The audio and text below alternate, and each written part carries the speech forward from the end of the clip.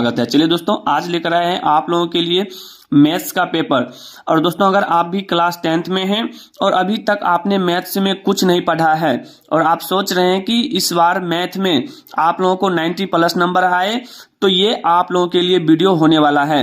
ये दोस्तों आप लोगों का ओरिजिनल मैथ्स का पेपर है और ये सारा क्वेश्चन आज हम आपको करवाएंगे। अगर आप 14 फरवरी को, अगर आपका एग्जाम 14 फरवरी को है मैथ्स का, ये सारा क्वेश्चन देख लें और उम्मीद करेंगे ये जितना भी क्वेश्चन हम बतला रहे हैं, अगर ये सारा क्वेश्चन आप लोग सही ढंग से पढ़कर जाते हैं तो आप लोगों को मैथ्स में 90 प्लस नंबर लाने से कोई नहीं रोक सकता है। और केवल वही क्वेश्चन आज हम आपको कराएंगे जो आपके बोर्ड एग्जाम 2023 में पूछा जाएगा। दोस्तों, सारा चीज हम आपको क्लियर करेंगे, एक एक क्वेश्चन को हम बनाएंगे, सॉल्व करेंगे, उसके बाद बताएंगे।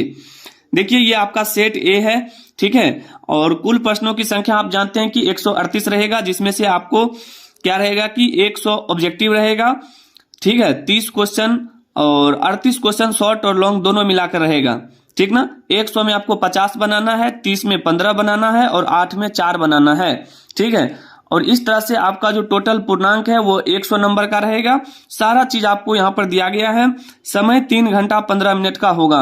और दोस्तों, ये आपका मैथ्स का समझ लीजिए एक तरह से ओरिजिनल पेपर ही है। ये सारा पेपर का क्वेश्चन अगर कर लेते हैं तो कसम महाकाल की आप लोगों को 90 प्लस नंबर लाने से कोई नहीं रोक सकता है। चाहे आप किसी भी बोर्ड से क्यों ना हो, ये वीडियो जरूर देखिएगा, आप लोगों के लिए लेकर आए हैं। चलिए दोस्तों, क्वेश्चन नंबर 1 को श्री गणेश करेंगे। सारा दोस्त, जितने मेरे प्यारे दोस्त हैं, सभी अपने दोस्तों में शेयर कर दें और एक एक क्वेश्चन को करें। बहुत ही शानदार क्वेश्चन होने वाला है। चलिए दोस्तों, आगे बढ़ते हैं। क्वेश्चन नंबर 1 को हम बनाएंगे। देखिए दोस्तों, क्वेश्चन नंबर 1 में आपको दिया गया है सारा चीज। सेक्शन ए है, ऑब्जेक्टिव टाइप क्वेश्चन। सारा क्वेश्चन करवाएंगे ऑब्जेक्टिव सब्जेक्टिव। अगर आप लोग डरते हैं मैथ से तो अब आप लोगों को डरना नहीं है। और आज हम आपको प्रूफ के साथ दिखाएंगे कि मैथ्स का पेपर आप लोगों को कैसा आता है और क्या क्या पूछा जाता है। आप लोगों को बिल्कुल भी नहीं डरना है, सारा डाउट क्लियर करेंगे, एक एक क्वेश्चन को भी सॉल्व करेंगे, ठीक है। चलिए, जैसा कि आपके सामने क्वेश्चन नंबर 1 है, ये आपका पेपर है, समझ लीजिए आप बोर्ड एग्जाम दे रहे हैं, ठीक ना। निम्नलिखित में कौन सी सबसे छोटी प्राकृत संख्या है? दोस्तों, आप जानते हैं प्राकृतिक संख्या जो है 1 से स्टार्ट होता है। 1 2 3 4 इस तरह से डॉट डॉट अनंत तक, ठीक है। तो ये हमारा प्राकृतिक संख्या होता है। और इसमें अगर हम बात करें सबसे छोटी संख्या क्या है, तो आप कहेंगे कि सर सबसे छोटी संख्या 1 है। तो ये तो बच्चा वाला क्वेश्चन है, ठीक है। फिर भी लेकिन नंबर सिस्टम यानी कि वास्तविक संख्याएं जो आपका एक चैप्टर है उससे भी क्वेश्चन आता है, ठीक है। चलिए, क्वेश्चन नंबर 2 को देखेंगे। देखिए कितना प्यारा क्वेश्चन है। क्वेश्चन नंबर 2 बोला गया निम्नलिखित में कौन सी परमेय संख्या है? तो दोस्तों, आप जानते हैं कि जो संख्या रूट से बाहर निकल जाती है उसको हम परमेय संख्या कहते हैं। तो 25 जो हमारा है किसका वर्ग है? 5 का वर्ग है। तो ये हमारा 5 निकल गया। क्या आप रूट 5 निकलेगा? नहीं निकलेगा। 1/√2 निकलेगा? नहीं निकलेगा। √3 निकलेगा? नहीं निकलेगा। तो बोला है परमेय संख्या, तो जो रूट से बाहर निकल गया वही हमारा क्या होता है? परमेय संख्या होता है। क्लियर है? चलिए दोस्तों, अब हम देखेंगे क्वेश्चन नंबर 3 को।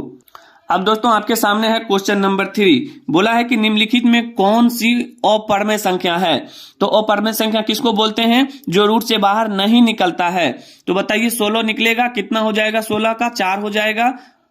ये √5 गुना √5 कितना होगा? 5 होगा। तो ये सारा चीज क्या है हमारा? ये सारा चीज हमारा परमेय संख्या है। अब यहां पर देखिए, जब इसको हम सॉल्व करेंगे तो यहां से काटेंगे तो यहां रूट में आ जाएगा 1/3। अब बताइए 1/3 क्या रूट से निकलेगा? नहीं निकलेगा। तो जो संख्या रूट से नहीं निकलेगा वही हमारा क्या होता है? अपरमेय संख्या होता है। और 1.3 है तो ये भी हमारा क्या है? परमेय संख्या है। क्लियर है? सारा क्वेश्चन का डाउट जो भी है क्लियर करते चलेंगे। और ये अंतिम मौका है, 14 फरवरी को इस बार 90 प्लस फोड़ना है। ये वीडियो को पूरा देखिए दोस्तों, आप लोगों का ये पेपर है और आप लोग इस क्वेश्चन को जरूर पढ़कर जाएं। यदि P और Q 2 अभाज्य संख्याएं हैं तो उनका मौसो क्या होगा? दोस्तों, आप जानते होंगे कि किसी भी 2 अभाज्य संख्या का मौसो हमेशा 1 होता है।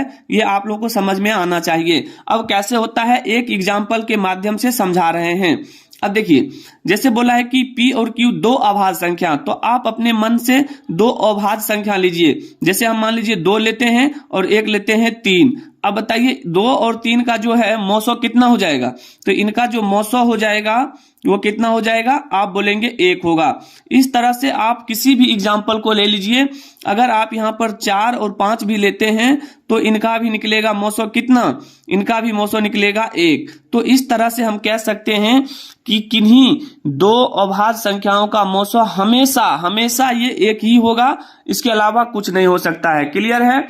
चलिए दोस्तों अब हम आगे समझेंगे क्वेश्चन नंबर 3 को। ठीक है, क्वेश्चन नंबर 3 जो कि बहुत ही प्यारा क्वेश्चन है और ये सारा क्वेश्चन आपके पेपर का है। ठीक ना, बोला गया है 0.13 के पावर वहां पर रेकरिंग है, बोला इसका मान क्या होगा। तो दोस्तों हम बता दें, इस तरह का क्वेश्चन जब कभी भी आ जाए तो यहाँ पर देखिए 0.13 है, इस पर रेकरिंग है, तो दशमलव के बाद कितने अंक पर रेकरिंग है, 1 3 पर, तो 1 3 ऊपर लिख दीजिए और जितने अंक पर रहेगा यानी 1 और 2 अंक है तो नीचे 2 9 लिख देना है। ठीक है, इस तरह से आपका ऑप्शन नंबर हो जाएगा सी राइट आंसर।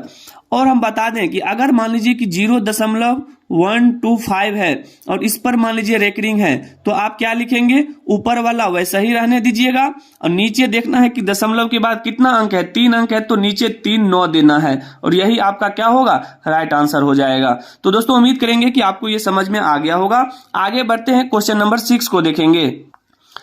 दोस्तों अब क्वेश्चन नंबर 6 है और दोस्तों 14 फरवरी को अगर आपका मैथ्स का एग्जाम है तो ये क्वेश्चन देखकर जाएं। ये 14 फरवरी का मैथ का पेपर है और जितने भी स्टूडेंट सोच रहे हैं कि मैथ्स में हम अभी तक कुछ नहीं पढ़े हैं, क्या करें, कैसे लिखेंगे, क्या पूछा जाएगा, तो आप लोगों को बिल्कुल भी घबराना नहीं है। ये सारा क्वेश्चन कर ले, यही पेपर रहेगा और यही सब क्वेश्चन रहेगा। ठीक है, इससे बाहर नहीं आएगा एक भी क्वेश्चन, सारा क्वेश्चन कर ले, 90+ तो पक्का आएगा, ये मेरा 100% गारंटी है और ये पेपर है तो आएगा ही आएगा। ठीक है, देखिए 18 तथा 72 का मौसो क्या होगा। दोस्तों एचसीएफ देखिए कितनी छोटी छोटी चीजें पूछा गया है, इतना आसान क्वेश्चन। अब बताइए 18 और 72 का लॉसो क्या हो जाएगा, मौसो यानी कि एचसीएफ। तो 18 और 72 का एचसीएफ आप निकाल सकते हैं कैसे, देखिए सबसे पहले आपको 18 को क्या करना है, अभाज्य गुणनखंड के रूप में तोड़ना है। तो इसको आप कहेंगे कि 3 गुना 3 गुना 2 हो जाएगा। क्लियर है? फिर उसी तरह से 72 को तोड़ेंगे, 72 को, तो 72 को क्या लिखेंगे, 3 गुना 3 फिर 2 गुना 2 गुना 2, देखिए 3 3 9 दूनी 18 दूना 36 दूना 72 हो गया। अब जानते हैं कि एचसीएफ जो हमारा होता है, एचसीएफ यानी कि मौसो, वो दोनों में जो कॉमन रहता है वही होता है। तो अब देखिए यहां से 1 3 इससे निकाल लीजिए, फिर देखिए 1 3 इससे निकाल लीजिए, सेम में से 1 बाहर निकालना है, फिर इसमें भी 2 है, इसमें भी 2 है, 1 2 बाहर, अब नहीं मिल रहा है छोड़ दीजिए। 3 तिया कितना हो जाएगा, 9 दूना 18, यानी कि आपका एचसीएफ कितना हो जाएगा, 18, और यही आपका राइट आंसर होगा। दोस्तों इतना आसान क्वेश्चन रहेगा ना कि पेपर देखते ही आप खुश हो जाएंगे, खुशी से उछल जाएंगे। ठीक है मेरे प्यारे दोस्तों, सारे दोस्त इस क्वेश्चन को पढ़कर जाइएगा, एक भी दोस्त को मतलब छोड़ना नहीं है क्वेश्चन। ठीक है, 7 नंबर बोला गया है √12 का परमेकरण गुणांक है। काफी आसान क्वेश्चन है। √12 को क्या करें, आप तोड़कर कैसे लिख सकते हैं, तो देखिए √12 को आपको ऐसे लिखना है, √12 है ना, तो 12 को लिखेंगे 2 गुना 2 गुना 3। क्या आप लिख सकते हैं कि नहीं, बिल्कुल लिख सकते हैं। अब देखिए 2 अंदर में, रूट के अंदर में 2 2 है, 1 2 बाहर कीजिए और इसको लिखेंगे 2√3 और देखिए कि ऑप्शन कहां पर मिल रहा है, ऑप्शन नंबर डी, और यही आपका क्या है, परमेकरण गुणांक है। ठीक है, इस तरह से क्वेश्चन आ जाएगा तो आपको कर लेना है, बिल्कुल भी घबराना नहीं है। अब आगे देखेंगे क्वेश्चन नंबर 8, देखिए कितना आसान क्वेश्चन है। बोला है यदि p एक धनात्मक पूर्णांक है तो धनात्मक सम पूर्णांक का रूप क्या होगा। p बोला है धनात्मक है तो p हम धनात्मक लेंगे। अब हमेशा आपको मान लेना है 1 2 3 4, इस तरह से ये हमारा क्या है, धनात्मक संख्या है। तो बोला है तो धनात्मक सम पूर्णांक का रूप क्या होगा।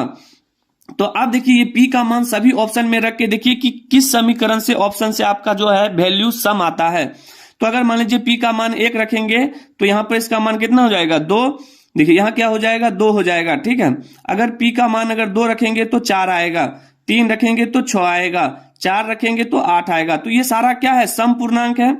लेकिन इसके अलावा आप किसी में भी रखिएगा तो आपको विषम आएगा, लेकिन हमको क्या बोला है, सम पूर्णांक होना चाहिए। तो ऑप्शन नंबर ए आपका क्या होगा, राइट आंसर होगा। ठीक है दोस्तों, तो चलिए दोस्तों अब हम आगे बढ़ेंगे, क्वेश्चन नंबर 9 को देखते हैं। दोस्तों अब आपके सामने है क्वेश्चन नंबर 9, जो कि कितना आसान है और आप लोग पढ़े भी होंगे। निम्नलिखित में किसका दशमलव प्रसार शांत है? सारा क्वेश्चन हम अपने स्टाइल में बताएंगे, एक भी क्वेश्चन मिस नहीं जाने देंगे। दशमलव प्रसार शांत। अब शांत देखिए किसको कहते हैं, तो कुछ नहीं करना है, बिल्कुल भी नहीं घबराना है, कितना आसान हो जाएगा। देखिए पहले ये देखिए सारा जो दिया गया है बट्टा में ये कटने वाला है, तो आप देख रहे हैं कोई भी जो है नहीं कटेगा, तो नहीं कटेगा तो देख लीजिए अब क्या करना है। अगर कटेगा तो काट देना है, नहीं कटेगा तो रहने दीजिए। तब क्या करना है, नीचे वाले को हर को क्या करना है, आपको तोड़ना है।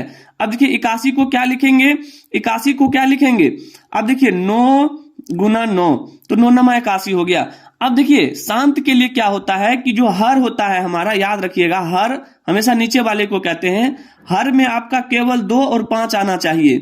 2 और 5 के अलावा कुछ भी आ जाए, चाहे 3 आ जाए, चाहे 5 आ जाए, यानी सॉरी 3, 7, 11, हम कह सकते हैं कि 2 और 5 के अलावा कुछ भी आ जाए तो उसको हम क्या बोलेंगे, अशांत। और 2, 5 है तो शांत। तो देख लीजिए 41 तो हमारा क्या है, विषम संख्या, ये नहीं टूटेगा। 80 को तोड़ेंगे तो क्या हो जाएगा, 20 चौका 80, यानी कि 5 गुना, यहां कितना हो जाएगा, 5 गुना 5 दूनी 10, 10 दूनी 20, दूनी 40, 40 दूना 80। अब देखिए नीचे में देखिए 5 और 2 के अलावा कुछ है नहीं है, तो हम बोलेंगे कि ये हमारा शांत है। उसके बाद देखिए 45 को तोड़ेंगे तो 5 नमा 45 होता है, तो 5 के अलावा और 2 के अलावा 9 भी है, तो ये हमारा अशांत हो जाएगा। ठीक है, इस तरह से आप शांत को कर सकते हैं आसानी से हल। ठीक है, तो ऑप्शन नंबर डी आपका राइट आंसर होगा। क्लियर है? चलिए अब आगे बढ़ते हैं, क्वेश्चन नंबर 10 को देखेंगे। इसी तरह का क्वेश्चन आपको 2 क्वेश्चन पूछेगा ही पूछेगा। निम्नलिखित में किसका दशमलव प्रसार अशांत है? हम बताए थे कि हर में जो है, हम बताए थे हर में अगर 2 और 5 के अलावा कुछ भी आता है तो वो हमारा अशांत होता है। 2 और 5 के अलावा अगर हर में जैसे 3 आ गया, 7 आ गया, 9 आ गया, कुछ भी आ गया, तो बस ये हमारा क्या हो जाएगा, अशांत हो जाएगा।